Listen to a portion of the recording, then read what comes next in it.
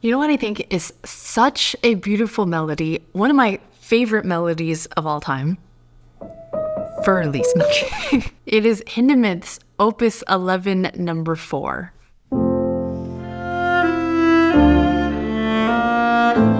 I have been in love with this piece for many, many, many years, and I remember the first time I heard it. It was in class in college. I immediately thought, whatever that is, I like that. I want to hear more of that.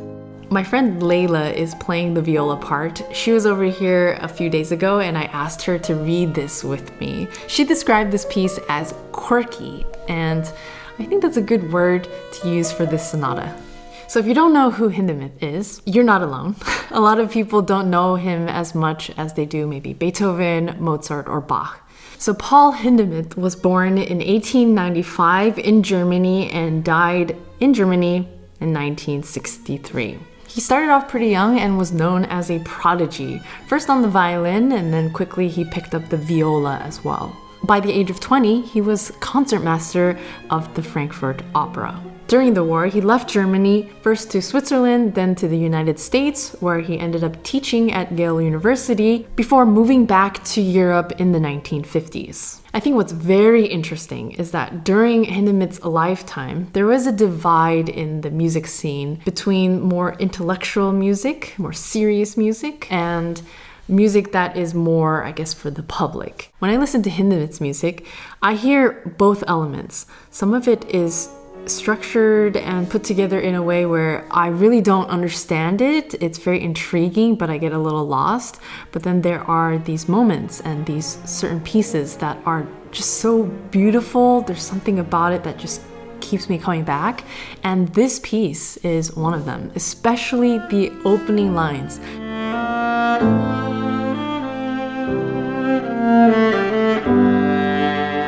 This melody is so lyrical, it's almost like a song, like an aria.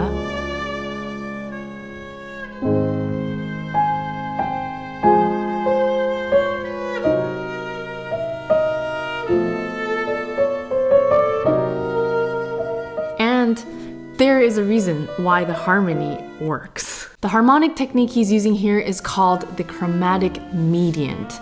And he's not just doing it in a normal back-to-back way where you have chords that are in relations of a third. An example of this would be F major to A flat major. These are a minor third apart and they're both major chords. Here's what the melody would sound like if the chords were back-to-back chromatic medians. So just F major and A flat major.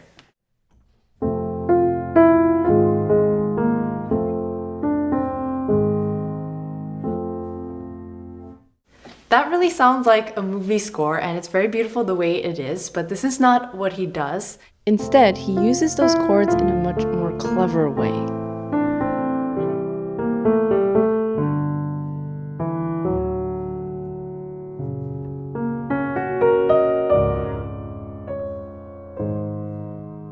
Now that is what he wrote, and listen to how genius it is, because we go all the way from F major to A flat major, chromatic medians, but we have this really windy chord progression that also has a chromatic median here.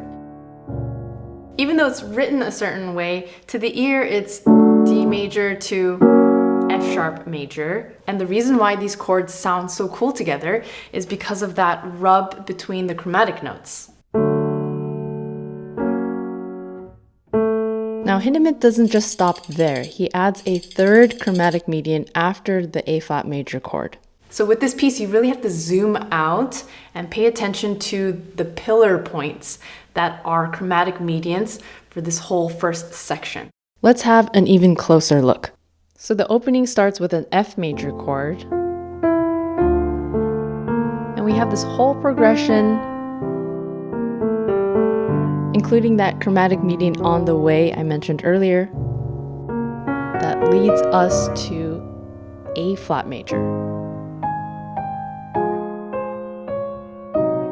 And here we're wandering around in chromatic steps, and there's not really a solid key center.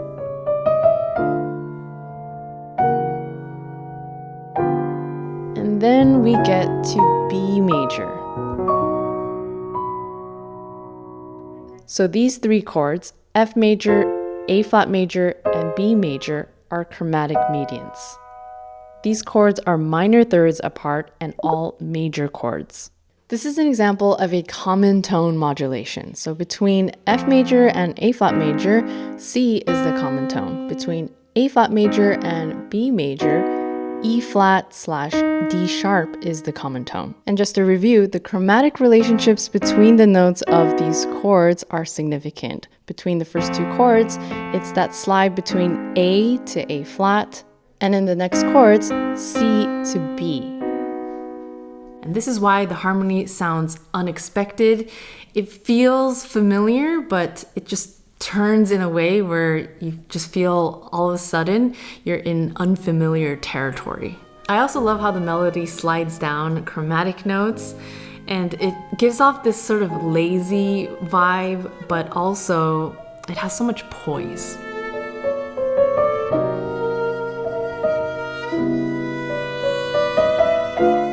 What I also love about this piece is that there are these textures created both in the piano and in the viola that really has to do with these gestures. For example, listen to the piano part here as these notes cascade downwards.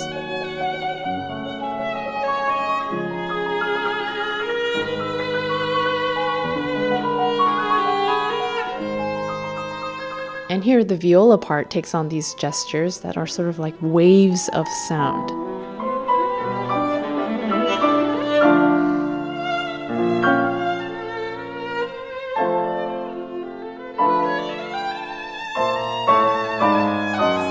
I really encourage you to check out Hindemith's music. He literally wrote a sonata for every single instrument in the orchestra, so there's a lot out there. Also, check out Glenn Gould's recordings, which are great. And one more thing, if you're in Germany, you're interested in more viola music, on November 19th, my piece Shadow Walkers will be performed in Dortmund by Timothy Rideau. So consider coming. For more information on what I'm up to and my teaching materials, as well as to be able to sign up for my free newsletter, check out my website. I will see you very soon in the next video.